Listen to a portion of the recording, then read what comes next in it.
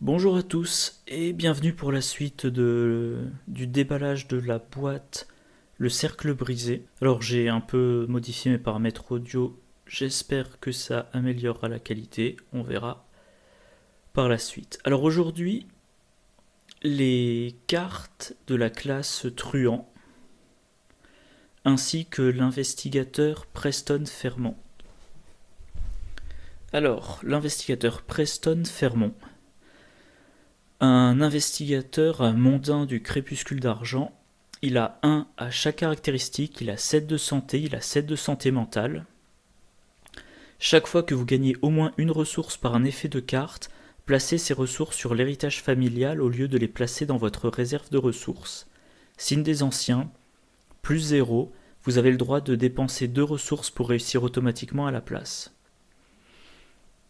Alors, la construction de deck, 30 cartes, carte truand de niveau 0 à 5, carte survivant de niveau 0 à 2, carte neutre de niveau 0 à 5.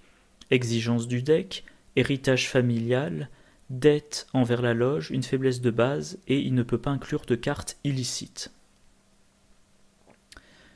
Alors, remarque sur ses capacités. Il a des stats totales de 4. La moyenne en général c'est 12, donc la moyenne c'est 3 de partout, lui il a 1 de partout. 7 et 7, bon c'est assez standard. Il a un mécanisme particulier de gain de ressources, j'y viendrai après. Son signe des anciens plus 0. Bon, plus 0 pour un signe des anciens, c'est on fait pas pire. Mais à côté de ça, on peut dépenser 2 ressources pour réussir automatiquement à la place. Donc on a une réussite automatique à condition d'avoir 2 ressources à dépenser. Ces cartes avantages, héritage familial, c'est un permanent. Pour une action, on déplace toutes les ressources qui sont sur la carte vers la réserve de ressources. Forcez, quand votre tour débute, placez 4 ressources prises dans la réserve de pions sur cette carte. Les ressources sur cette carte peuvent être dépensées comme si elles étaient dans votre réserve de ressources. Défaussez toutes les ressources de cette carte à la fin de votre tour.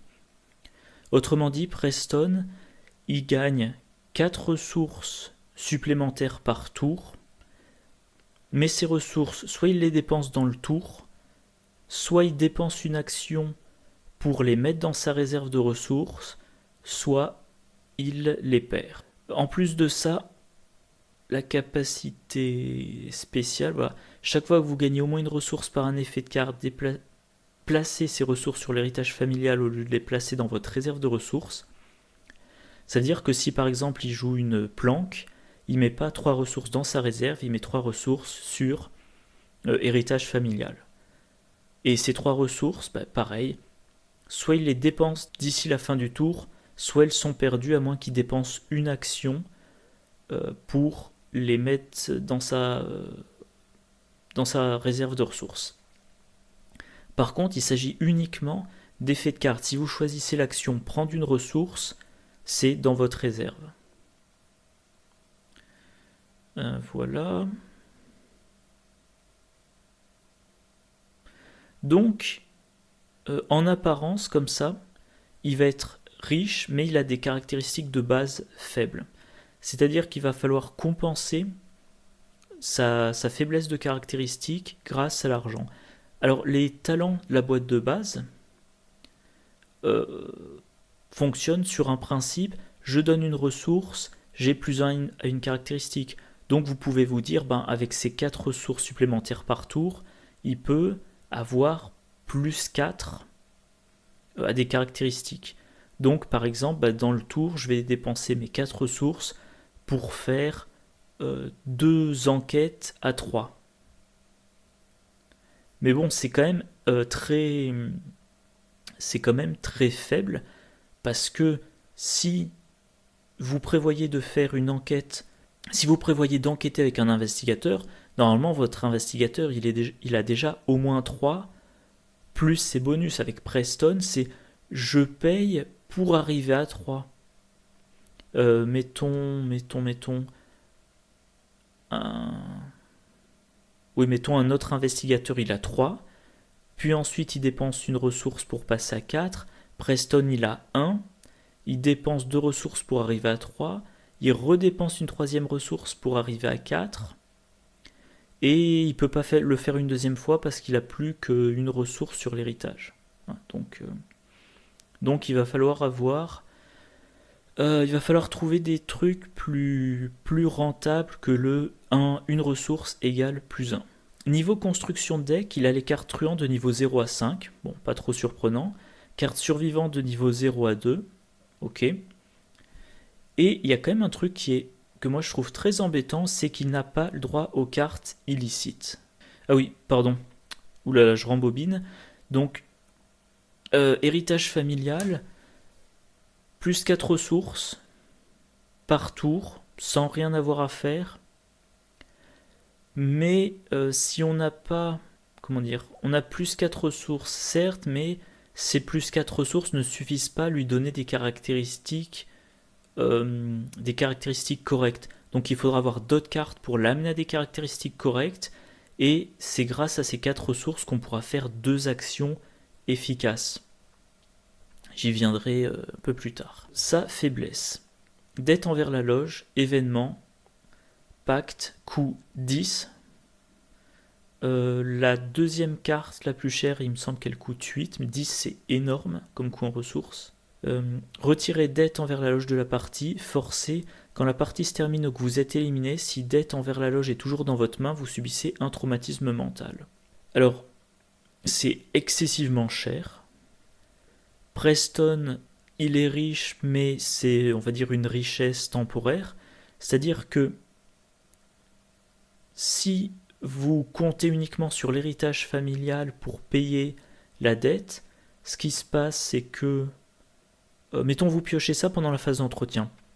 Vous piochez les dettes, puis vous gagnez votre ressource.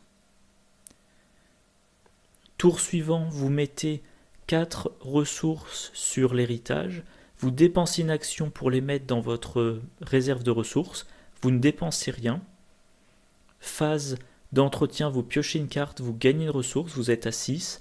Début du tour suivant, vous avez 4 ressources sur l'héritage, vous dépensez une action pour basculer vos 4 ressources dans votre réserve, et maintenant, vous utilisez une action, vous dépensez toutes vos ressources et vous pouvez retirer les dettes de la partie. Donc ça prend 2 tours, à moins d'avoir autre chose pour gagner des sous, comme loup solitaire ou une planque. Eh ben, ça va sûrement vous paralyser 2 tours. Si vous n'avez pas un moyen d'agir sans payer, ou un moyen de gagner rapidement beaucoup de ressources, ça vous paralyse 2 tours. Un traumatisme mental, si on l'a toujours en main, il a 7 de santé mentale, donc faudra voir. Dans une campagne, il y a 8 scénarios. Si vous la payez à chaque fois, vous allez quand même rapidement diminuer votre santé mentale. Donc je sais pas, je pense quand même que sur toute une campagne, faudra voir partie après partie, est-ce qu'on peut encaisser le trauma mental? Est-ce qu'on est déjà suffisamment entamé pour vouloir l'éviter à tout prix? Est-ce qu'on a dans son groupe, dans son deck ou dans le deck des autres investigateurs de quoi compenser les horreurs? Bon, ça, faudra voir au cas par cas.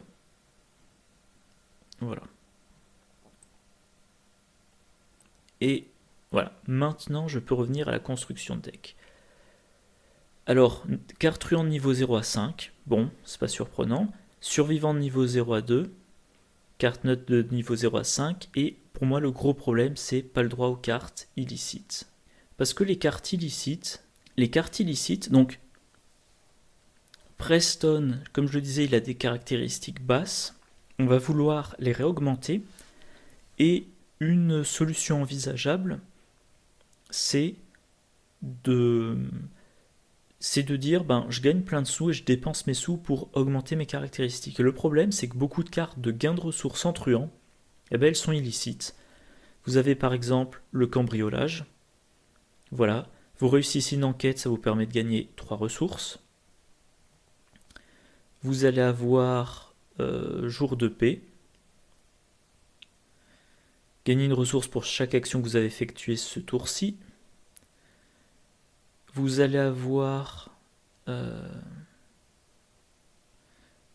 receleur, voilà. Si on joue des cartes illicites, ça gagne rapide, donc c'est du gain d'action, sinon on réduit de 1 le coût à la place. Et vol de tir amélioré qui permet de gagner cartes ou ressources. Voilà. Les cartes illicites, sinon, en dehors de ces cartes de gain de ressources, bon, qui sont moins fréquentes que ce que je me rappelais, vous allez avoir les armes, le colt de poche, donc le fameux colt à vider pendant son tour sinon on le défausse, contrebande pour regagner des munitions, des provisions, le cran d'arrêt, le Deringer, la loupara et la sulfateuse. Voilà. En plus de ça, en illicite, vous avez donc... j'ai oublié de dire le coup de poing américain. Mais bon. Vous avez le courage liquide, justement pour se soigner des horreurs. Vous avez... Et donc j'ai cité tout à l'heure, vous avez vol à la tire pour piocher des cartes. Donc bon, je trouve ça un peu problématique. À côté de ça,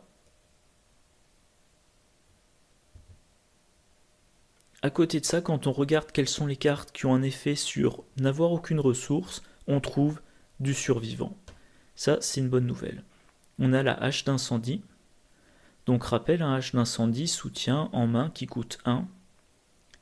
Arme de corps à corps, combattre, si vous n'avez aucune ressource dans votre réserve de ressources, cette attaque inflige plus 1 dégât. Action rapide, lors d'une attaque avec la hache d'incendie, dépensez une ressource, vous gagnez plus de force. Pour ce test de compétence, limite de 3 fois par attaque. Petit rappel, les jetons ressources qui sont sur l'héritage, ça compte pas dans la réserve de ressources. Donc, Preston, vous lui donnez une hache d'incendie. Eh bien, que je dise pas de bêtises. Oui, il a une hache d'incendie. C'est le début de son tour. Mettons, il a une ressource dans sa réserve. Il dépense cette ressource. Il a plus de combat. Il infligera plus 1 dégât. Et ensuite, s'il fait une deuxième attaque, il va pouvoir dépenser des ressources qui sont présentes sur l'héritage. Et il pourra dire, j'ai aucune ressource dans ma réserve, donc j'inflige plus 1 dégât. Donc, hache d'incendie avec Preston, c'est quand même la possibilité de faire plusieurs attaques dans un tour avec un bonus en force, et en faisant 2 dégâts à chaque fois, sans avoir à trouver des combines avec Madame Labranche par exemple. Donc, vous pouvez jouer Preston dans cette optique du j'ai aucune ressource dans ma réserve, mes ressources sont toutes sur l'héritage, et avec lui la hache d'incendie pourra permettre de faire plusieurs attaques efficaces à chaque tour. Mettons que vous le jouez avec... Mettons que vous jouez Preston avec loup solitaire, avec hache d'incendie. Début de votre tour. Vous avez une ressource de votre dernière phase d'entretien. Vous recevez une ressource de loup solitaire. Elle va sur l'héritage. Sur l'héritage s'ajoutent les 4 ressources normales. Vous avez 6 ressources. Hache d'incendie, première attaque, vous dépensez la ressource de votre réserve plus une ressource de l'héritage. Vous êtes donné plus 4 en combat, vous faites 2 dégâts. Deuxième attaque, vous donnez plus 4 en force, vous infligez 2 dégâts. Et Troisième chose, troisième attaque, pareil. Donc la hache d'incendie, pour moi, c'est l'arme de Preston. Voilà. Deuxième carte, Madame la Branche. Donc l'allié, coût 2, 2 de santé mentale, action rapide, si vous n'avez aucune carte dans votre main, inclinez Madame la Branche, piochez une carte. Si vous n'avez aucune ressource, inclinez Madame la Branche, gagnez une ressource. Même raisonnement que pour la hache d'incendie. Si toutes vos ressources sont sur l'héritage, eh ben, vous pouvez gagner une ressource grâce à Madame la Branche, ressource qui ira sur l'héritage vu que c'est un effet de carte.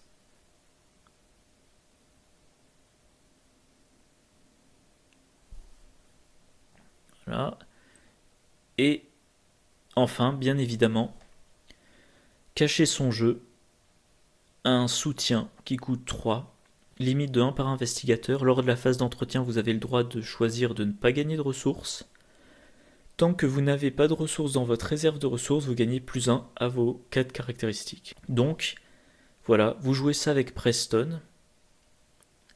Vous jouez ça avec Preston, et si à un moment donné dans votre tour, vous n'avez plus de réserve, de ressources dans votre réserve de ressources, mais que toutes vos ressources sont sur l'héritage, cacher son jeu s'active, et vous passez à 2 de partout.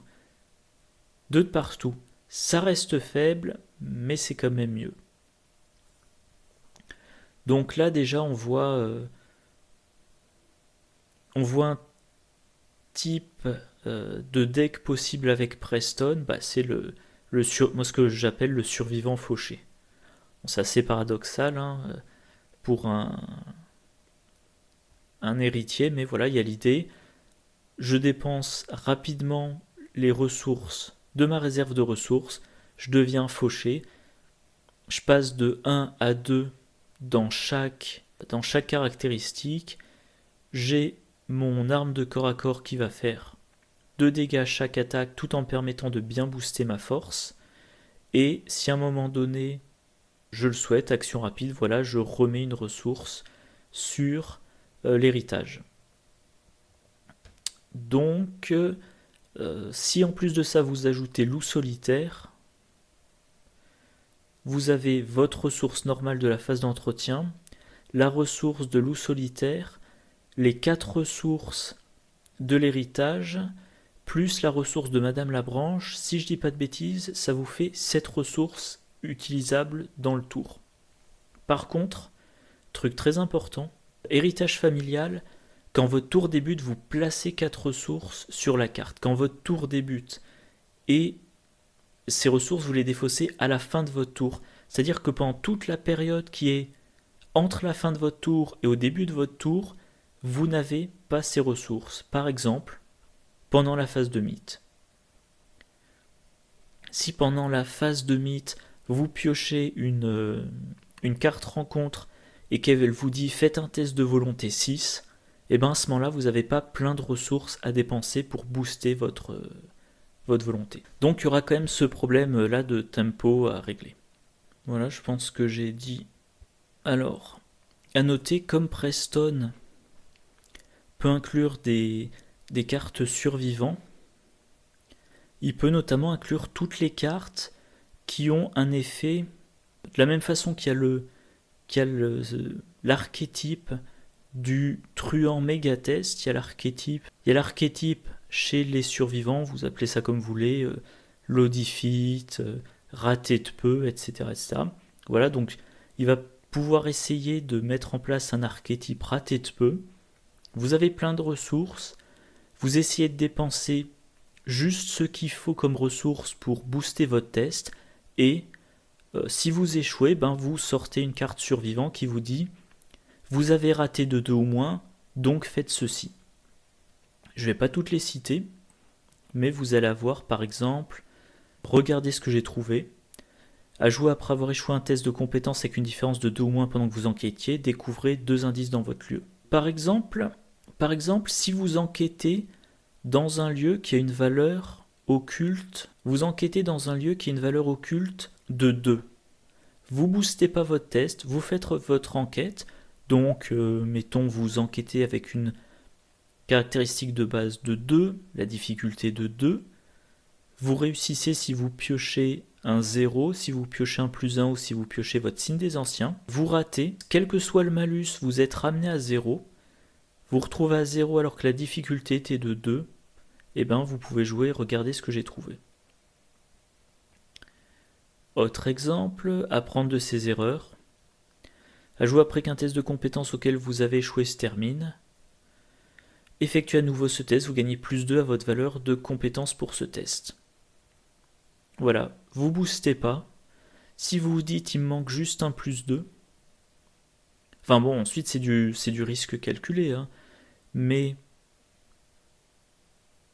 dans la logique où en normal on se met à +2 ou +3 avant de faire un test, vous pouvez vous dire bon, au lieu de me mettre à +2, +3, je me mets à +1, +2 et je vais utiliser des cartes qui me redonnent une chance de refaire le test. Vous avez aussi chanceux à jouer quand vous devriez échouer un test de compétence, gagner +2 à votre valeur de compétence pour ce test. Voilà, typiquement, vous devez... Donc, vous voulez... Bon, j'ai pas fait les maths, hein, donc c'est pour ça que je vais pas détailler des masses, mais voilà. Au lieu de booster autant que d'habitude, vous dites je booste pas des masses et en cas de besoin, je joue ça.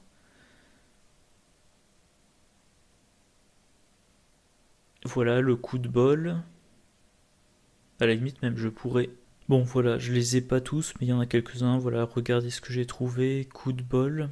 Donc regardez ce que j'ai trouvé pour avoir des indices. Coup de bol pour retarder l'arrivée d'un ennemi. Un ennemi non élite. Donc éventuellement, s'il n'est pas chasseur, vous essayez d'échapper à un ennemi non élite, qui n'est pas chasseur. Vous échouez de 1 ou de 2. Vous jouez coup de bol, vous le remettez sur le deck de rencontre, vous sortez de votre... un mauvais exemple, il sera régénéré dans votre lieu. Oups, voilà, oups de niveau 2 pour infliger à un ennemi les dégâts qu'il aurait dû vous infliger. Voilà, en survivant, vous avez aussi la possibilité de jouer garder courage, compétence, sans icône, qu'on peut attribuer à n'importe quel test de compétence. En cas d'échec, vous piochez 2 cartes et vous gagnez 2 ressources. Donc voilà, vous n'êtes pas encore installé, vous allez pouvoir... En fait, on est assez... J'aurais peut-être dû commencer par là. Par certains aspects, ça rappelle Calvin. Calvin, il a 0 de partout, Preston a 1 de partout. Tant qu'on n'est pas installé, il faut s'attendre à rater quasiment tout et à transformer des échecs en demi-échecs ou en réussite. Alors bon, là il n'y a pas l'idée je veux m'en prendre plein la gueule, mais comme avec Calvin, vu qu'il se renforce pour les dégâts, les horreurs reçues, mais il y a quand même cette idée, j'ai des statistiques basses, je vais peut-être essayer de transformer des échecs de peu en réussite. Là, vous commencez avec Preston, vous avez 1 de partout, vous n'êtes pas du tout installé. Vous faites une enquête dans un lieu qui a une valeur occulte de 3.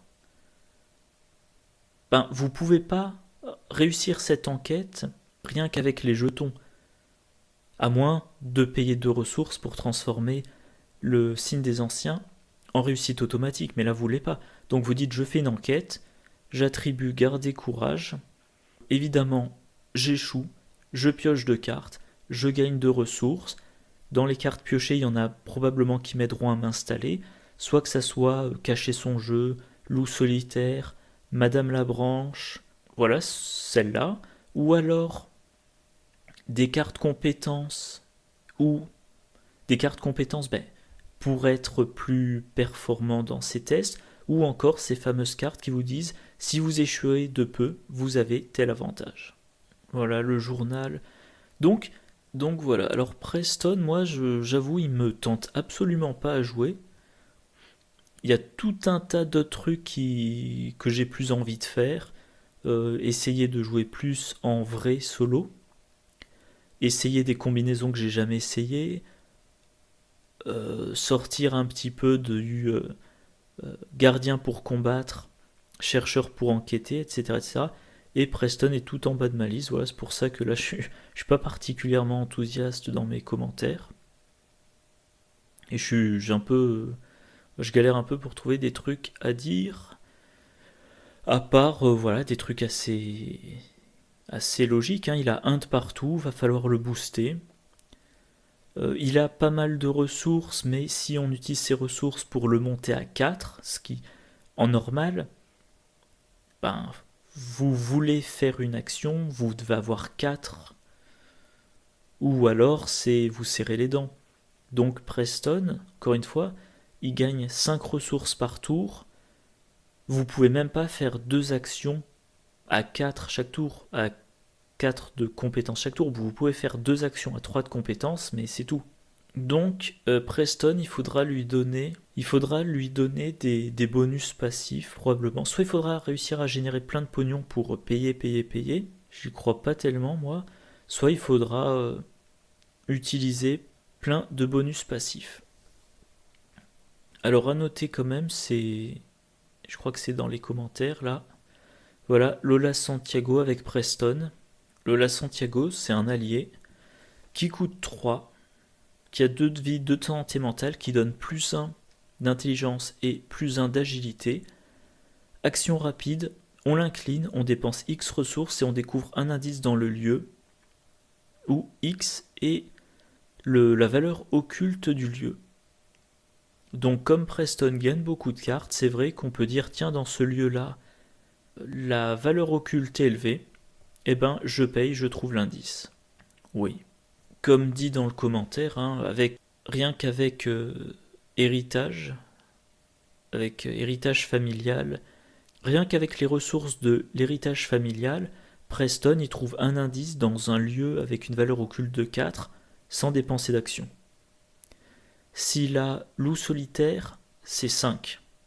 Si vous avez d'autres effets, si vous utilisez également Madame la Branche, ça peut être 6. Alors, je me souviens pas si j'ai déjà vu des lieux avec une valeur occulte de 6 sans quelque chose pour compenser. Mais voilà. Mais encore une fois, hein, le truc c'est que chaque fois qu'on dit je vais utiliser les ressources pour booster, oui, mais vous voulez faire 3 actions par tour, alors peut-être que sur vos 3 actions, vous effectuez une action de déplacement, donc vous n'avez plus que 2 actions à booster. Les ressources partent assez vite. Donc oui, avec Lola Santiago, il peut, rien qu'en payant trouver des indices, enfin un indice par tour. Rappel, Preston, il n'a pas les outils de crochetage. Donc, il n'a pas cet instrument assez classique du truand.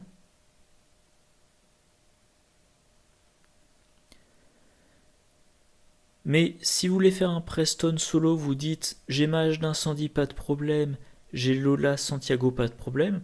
Oui, mais quand vous combattez, vous dépensez vos ressources. Si vous voulez enquêter, faut dépenser des ressources. Il y a quand même un moment où ça risque de bloquer. Bon, voilà. Voilà pour Preston. Maintenant, on va passer aux cartes de la classe truand. Première carte, relation influente. C'est un soutien état qui coûte 2, limite 1 par investigateur. On l'incline. On gagne plus 1 la valeur de compétence pour le test pour chaque groupe de 5 ressources qu'on possède. Et ben ça va être très intéressant pour Preston parce que ça peut booster toutes les compétences, une seule fois par tour, et il suffit, entre guillemets, d'avoir plein de ressources dans la réserve. Preston, il a plein de ressources, oui, mais pas dans sa réserve. Et comme je le dis depuis tout à l'heure, Preston, il est amené à dépenser ses ressources pour tout. Mais si, rapidement, j'évoque son utilisation avec Preston, si vous jouez ça, mettons premier tour, vous commencez, vous avez 5 ressources dans votre réserve, 4 sur l'héritage, Donc vous avez 9 au total. Vous dépensez 2 pour relation influente. Vous dépensez 1 loup solitaire. Vous dépensez 3 pour cacher son jeu. Vous avez dépensé 6. 4 qui étaient sur l'héritage. 2 qui étaient dans votre réserve personnelle. Il vous reste donc 3. Phase d'entretien, vous passez à 4. Début de votre tour, vous avez 5. Non, pardon. Vous passez à 4. Début de votre tour, vous avez 5 sur l'héritage familial. 4 de l'héritage, 1 de loup solitaire. Vous dépensez une action, vous mettez les 5 de l'héritage familial dans votre réserve personnelle, vous êtes à 9. Deuxième action, vous gagnez une ressource, vous êtes à 10. Et bien maintenant, une fois par tour, vous avez plus 2 au test de compétences de votre choix. Mais ça nécessite que vous ayez en permanence beaucoup de ressources. Donc c'est-à-dire qu'il va falloir constituer une grande réserve de ressources et essayer de ne dépenser que les ressources de l'héritage familial. Et si votre stock de ressources baisse, et bien là il va falloir économiser les ressources de l'héritage et dépenser une action pour les mettre dans votre réserve de ressources. Alors pour les autres investigateurs, les investigateurs autres que Preston, bah oui, c'est une bonne carte. Ça coûte 2 à poser, bon, c'est raisonnable. C'est utilisable une fois par tour. Quand même, il y a beaucoup de choses qui ne sont utilisables qu'une fois par tour. Et comme on n'a que 3 actions par tour avant d'utiliser un Léo de Luca ou autre, et l'usage unique de votre outil de crochetage, plus l'usage unique de relations influentes, plus, l'usage d'une lampe torche ou le déplacement, bon, ça va. Ça devrait le faire. Donc, pour un autre truand, ou un investigateur qui peut inclure des cartes truands, c'est bien, il suffit d'avoir beaucoup de ressources. Ce qui limite, je pense, quand même aux truands. Alors, les truands qui gagnent beaucoup de ressources, il y a typiquement Jenny Barnes qui gagne 2 ressources par tour au lieu d'une. Vous allez avoir éventuellement donc Jenny Barnes naturellement, puis tout truand que vous construisez de sorte à ce qu'il ait plein de ressources. Et encore une fois, dès qu'il est question d'avoir plein de ressources, moi je pense à Rex Murphy. Je pense à Rex Murphy avec la combinaison, avec la combinaison de la carte cambriolage et de tous ses bonus en enquête. Il a 5 d'intelligence de base. Vous lui mettez, que je dise pas de bêtises, il a 5 de base, vous lui mettez un bonus passif. Alors, pas forcément Milan Christopher, moi j'aime pas trop Milan Christopher avec Rex, mais il a 5 de base. Éventuellement, vous dépensez une ressource avec études supérieures, il a 7. Vous faites un cambriolage, vous récupérez 3 ressources, vous prenez un indice. Petit à petit, vous constituez un pool de ressources pour Rex, et s'il a bien connecté, et une fois par tour, il a plus 1 pour chaque 5 ressources qu'il a. Alors pour lui, ça sera peut-être pas plus 2, plus 3, mais plutôt plus 1, plus 2. Moi, je trouve ça quand même assez intéressant. Voilà, bon là c'est indiqué d'ailleurs. Carte faite pour Preston et n'importe quel investigateur qui veut utiliser Dr Milan Christopher, Lone Wolf, donc loup solitaire, et cambriolage. Carte suivante.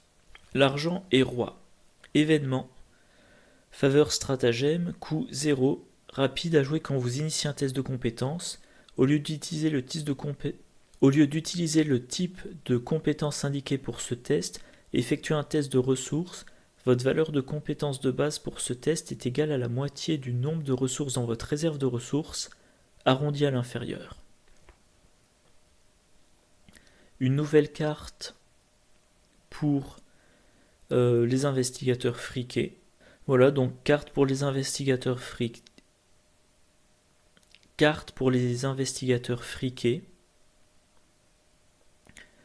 Vous faites un test de ressources. Alors, la moitié du nombre de ressources dans la réserve de ressources arrondi à l'inférieur. Comme je le disais un petit peu plus tôt pour Preston, quand on fait un test, on veut avoir une compétence de 4 après le premier boost, minimum 4. Et que je vérifie, oui, c'est la valeur de base. Donc on pourra quand même augmenter après. Donc vous voulez une valeur de base de 3, 3 c'est moyen.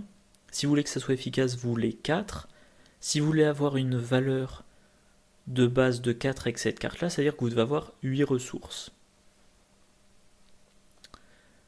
Bon, ça commence quand même à faire beaucoup.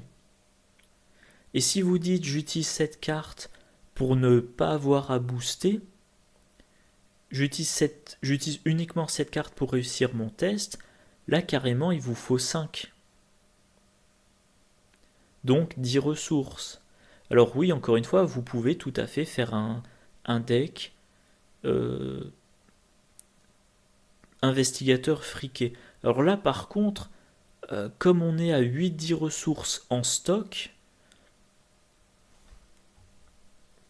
il me semble que c'est vraiment du truand et que ça exclut tous les investigateurs un peu riches, mais pas énormément riches. Même si Rex, il fait un cambriolage par tour, il va quand même lui falloir du temps pour avoir assez de ressources pour tirer avantage de l'argent et roi.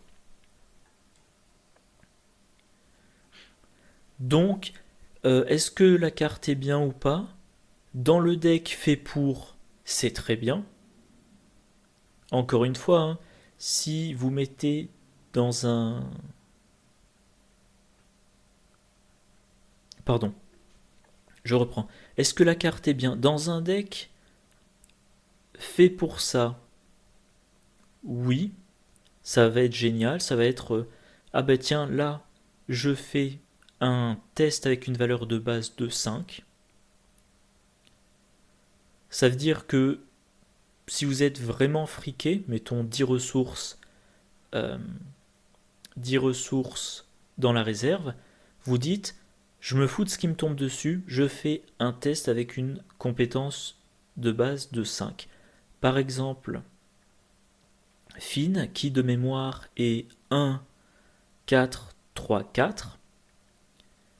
Et ben, bon, changer un 4 en 5, c'est pas intéressant, un 3 en 5, c'est mieux, mais il a un test de volonté à faire, hop, il a 5 de base.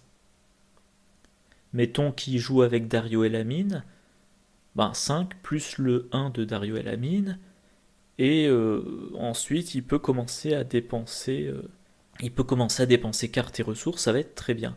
Mais ça demande quand même que le deck soit fait pour. En dehors d'un deck fait pour avoir une pile de monnaie en continu, c'est nul. Pour Preston, je suis vraiment pas convaincu. Preston, oui, il a plein de pognon.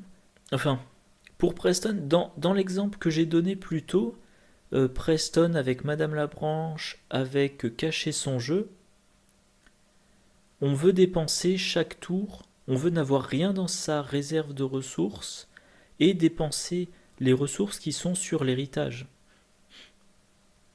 Or là, les ressources qu'on compte, ce sont celles de la réserve de ressources, pas celles qu'il y a sur l'héritage. Donc ça, il faudrait le mettre dans un deck Preston où un deck Preston où à un moment donné, on va avoir plein de ressources sur l'héritage et les rapatrier dans la réserve de ressources pour justement avoir ces 8-10 ressources. Bien évidemment, l'argent est roi. Ça se combine bien avec relation influente. Si vous avez 10 ressources dans votre réserve, vous jouez l'argent et roi, vous avez une valeur de compétence de base de 5. Si vous utilisez maintenant relation influente, Bon, donc une seule fois, vous dites j'ai 10 ressources, je me donne plus 2. Et, et donc voilà, vous avez 5 de base, plus 2, vous êtes à 7, c'est quand même costaud. Carte suivante, donc la fameuse compétence. Icône intelligence et agilité. Tant que vous avez au moins 5 ressources, astuce gagne plus, enfin un icône d'intelligence, un icône d'agilité. Tant que vous avez au moins 10 ressources, c'est 2 icônes d'intelligence et 2 icônes d'agilité à la place. Bon, ben, troisième carte du paquet dédiée aux truands friqués. Que dire? Ben voilà. Vous jouez un truand friqué, vous mettez ça. Test d'agilité, c'est intéressant. En truand, vous allez avoir pas mal de choses qui utilisent l'agilité. Voulez vous évader, de base, c'est l'agilité. Vous avez des cartes aussi du genre faites un test d'agilité, si vous le réussissez, vous infligez des dégâts. Combattez, additionnez force et agilité. Et l'intelligence, bah, évidemment, pour enquêter. Donc, un truand friqué, il aura 2 ou 3 icônes de chaque. L'agilité, ça sert toujours. Si on est dans une logique, je m'évade pour être plus efficace en combat. Alors je confonds toujours entre coup bas, attaque par surprise, attaque par derrière, je confonds toujours, mais il y a une carte qui dit infliger 2 dégâts à un ennemi incliné. Et ben voilà, faites un test d'évasion, il est réussi, et ensuite vous faites 2 dégâts sans test. Donc ça, c'est une carte, ça entre immédiatement dans un deck type Finn friqué, parce que Finn, il a envie de s'évader, et il est quand même bon en investigation. Dans un deck truand qui n'est pas... qui joue combat sans s'évader, c'est sûr c'est moins intéressant. Si vous utilisez pas trop ces deux icônes, enfin ces deux compétences, la carte perd de son intérêt. Donc, truand friqué, c'est intéressant quand vous avez besoin de faire ce genre de test. Truand friqué qui enquête, c'est très intéressant, c'est même quasiment incontournable. Truand friqué qui s'évade, c'est indispensable.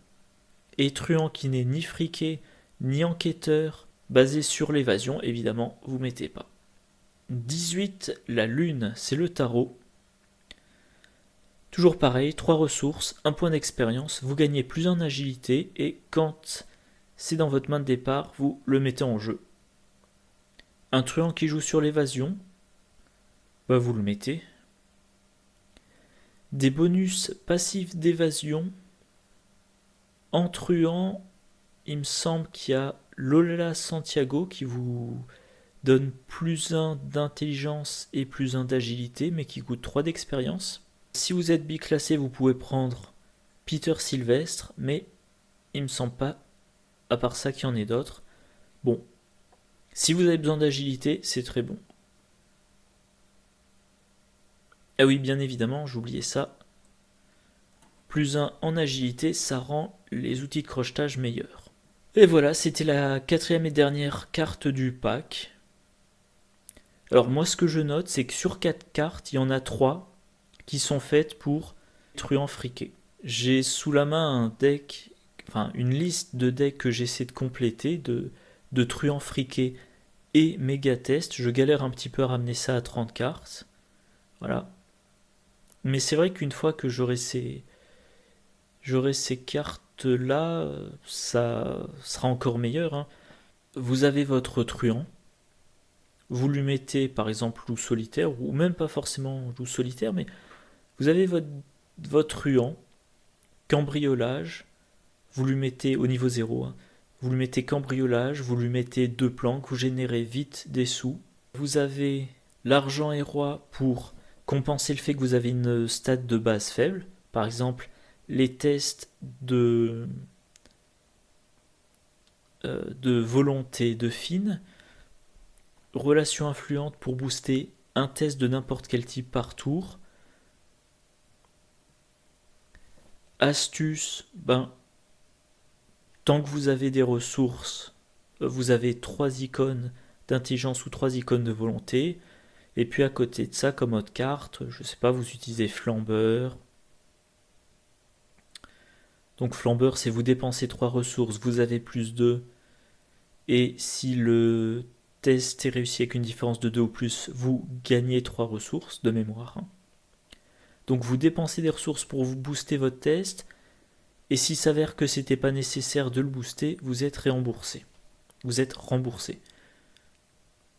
Et puis d'autres cartes, regardez ce que j'ai trouvé, vous dépensez des ressources, mais si vous réussissez votre test, vous gagnez le double de ressources. Ça, c'est aussi un moyen de gagner des sous quand on est sûr de réussir un test. Voilà, lieu avec une valeur occulte de 2, vous utilisez lampe torche, valeur occulte de 0, vous êtes sûr de réussir à moins d'avoir l'échec automatique. Bon. Regardez ce que j'ai trouvé, vous dépensez 10 ressources, vous avez 15 chances sur 16 de réussir votre test, et hop, vous avez dépensé certes une compétence et une provision de la lampe de poche, mais vous avez plus 6 ressources. Voilà. Bon, j'espère que cette vidéo vous a intéressé. Moi, encore une fois, Preston, bof, je suis pas convaincu du tout. Mais bon, j'essaierai un jour ou l'autre de faire un deck comme j'ai essayé de faire un deck, au moins sur le papier, pas forcément testé, comme j'ai essayé de faire un deck avec chaque investigateur. Bon, voilà, bonne journée. Moi, je vais pas tarder à enchaîner sur les cartes mystiques.